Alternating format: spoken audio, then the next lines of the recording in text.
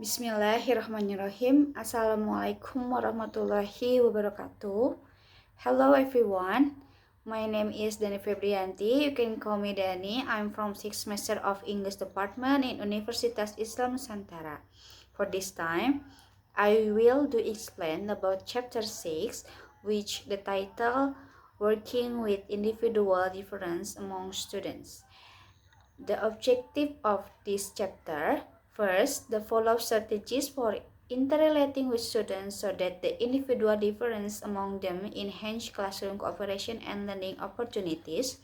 Second, the follow strategies for the inclusion and accommodation of students with physical, hearing, visual, or a communication impairment that enhance classroom cooperation and student engagement. Third, develop strategies for the inclusion and accommodation of students with learning disabilities that enhance classroom cooperation and student engagement. The benefit of this chapter: the readers can be able to find out about general principles regarding how to respond for the situation as the functions of age, cultural backgrounds, special needs, gender, and other circumstances, then the ability to develop classroom management programs that lead students to work together. Next, Chapter 2, Discussions. Part E, the key relating to students as individuals. Knowledge of general principles regarding the importance of responding to a situation in various functions is very important. Why is that? Because this is related to developing an effective classroom management program in guiding your students to work together. However, this is applied depends on the interaction between you and your students. In this case, a teacher doesn't need to consider every difference that occurs in students, but it is necessary to have an awareness of the change that occur in students over time. Part B, including students with characteristics typical displayed in so-called mainstream society. First, the consequences of students feeling marginalized. According to Omro 2006, it is considered that the widely accepted precept that young people tend to imitate the behaviors of individuals whom they admire is readily observed and supported by research. Thus, it can be understood that nowadays it is easier for most students to imitate individuals they consider popular. In this case, you will need to create specific strategies to motivate your student to achieve the expected learning goals and behaviors. In this regard, also you need to show proper behavior for students to avoid misunderstanding. So can construct a cooperative learning, conducive and safe environment where students are able to comfortable being themselves. Second, strategies for including your classroom. As an educator, you must be able to develop strategies to enhance the characteristics of your students who feel misunderstanding on the outside classroom but not inside classroom. You will not succeed in developing a strategy if you still comparing your students. There are a few things to keep in mind as you develop a strategy are: first, it is very important for you to realize that each student is unique. Second, consistently use descriptive language to help you convey message to students. C. Don't use judgmental language. And D. Avoid aesthetic assessment of your students, for example, body shaming. C. Avoid having an initiation response cycle or IRE when interacting with your students. F. Appreciate the achievements of your students. G. The importance of enforcing anti-harassment standard in the classroom to avoid problem in your class. H. You will be exposed to teaching strategies that can protect your student from verbal abuse. The rest you need to provide reinforcement related to this your students so that they don't become victim of this. C. Part C. Special populations. It is very important for you to see and interact with each student as unique individuals. It can be student regular educations or special educations. However, if there are special needs students and can interface with learning activities, you need to apply a special strategy in managing your classroom to accommodate these students.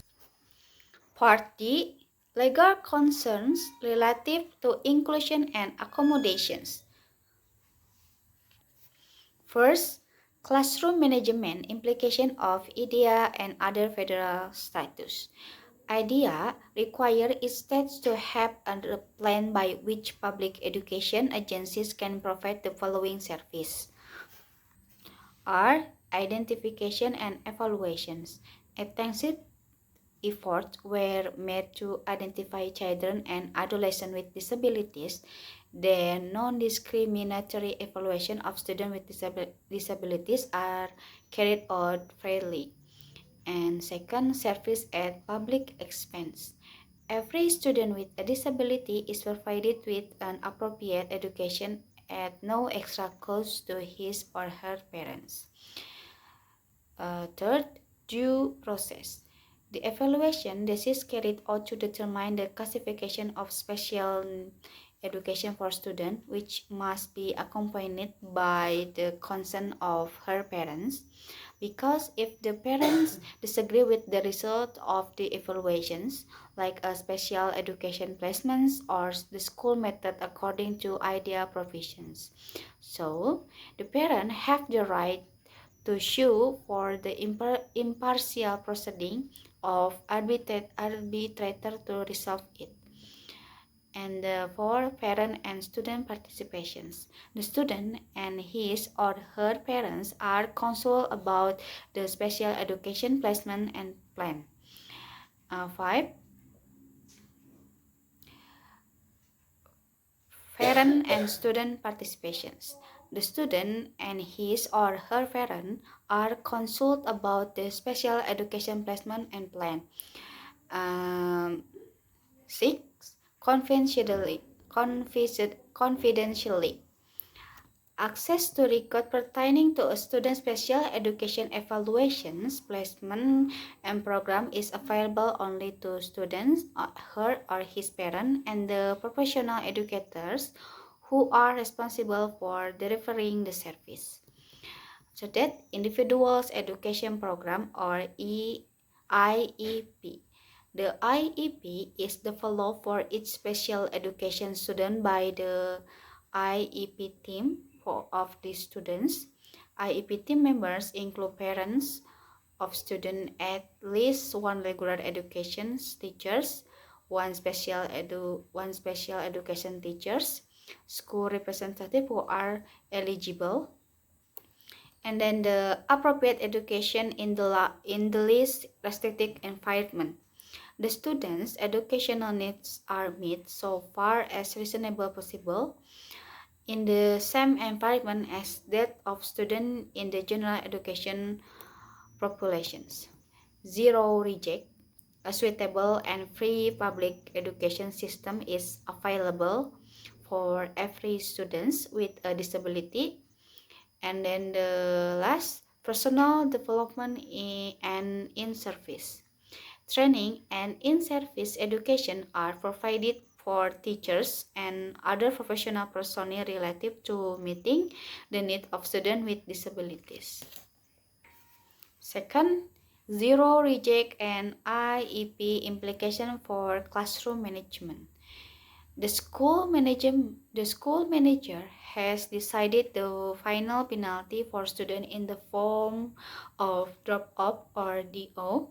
When the students are expelled from school, the school will not return to providing educational service to these students. To understand the provisions, you need to consult with the supervisors of special education in school. IDEA is a challenge to standard classroom management practice. In this case, you need to consider alternative ways before you choose behavior of your student based on special education classifications. The IEP is a written contract but must be able to determine the research, service support, and the authority required to provide instructional service. Part E. Example of teacher accommodations for health and hearing impairment. In this case, as a member of IEP team, you are finding out what you can about the condition of your special needs students and his or her parents. So, determine the action to accommodate the student for the successful operation of your classroom. Also, it influences the design of the IEP so that what's your need for the planned accommodation to be successful.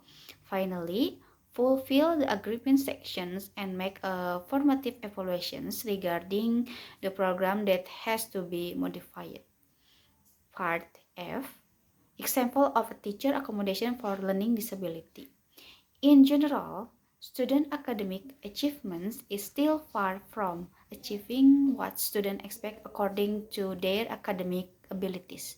Psychological processing problems are a major cause of discrepancies between intellectual ability and academic performance. Part G. Example of teachers' accommodation for emotional disturbance. Emotional or behavior disorder or EBD refer to disability characterized by affective responses and behavior at school that defy from acceptable norms, thus detrimental to educational performance. Having students with special education classifications other than EBD indirect present a challenge for you in managing classes related to disabilities. On the other hand, you will find it difficult to care for EBD students compared to other types of students with disabilities. Part H. Accommodating and including students for whom English is not first language. Students who are in the process of learning English as a second language develop their speaking skill in English much more quickly and regularly than they are developing their abilities to benefit from academic listen taught in English. So, don't assume that because a student can speak to you privately in English, that student can follow the complex and varied instruction in English and require them to listen, read, write, speak, and use other communications. The success of your strategy for accommodating and including students whose English is not their first language depends on your understanding of each individual student. And the last part is benefiting from cultural diversity. Your own understanding and appreciation of cultural diversity will serve you well as you develop strategies to motivate students to work on assignment and engage. In addition, you are not in a position to win student cooperations unless you recognize the difference that causes action or communications to be perceived as praise in one subcultures and humiliation in others. A great deal of instructional material and ideas on how to implement multicultural instructional strategies exist in the professional literature and media sources. Chapter 3 Conclusions. Knowledge of general principles regarding the importance of responding to a situation in various functions is very important. For the consequences of students feeling marginalized, you will need to create specific strategies to motivate your students to achieve the expected learning goals and behaviors. As an educator, you must be able to develop strategies to enhance the characteristics of students who feel misunderstanding on the outside classroom but not inside the classroom. Okay, everyone, that's all from me. I'm sorry if there are any mistake. And thanks for attention, and wassalamualaikum warahmatullahi wabarakatuh.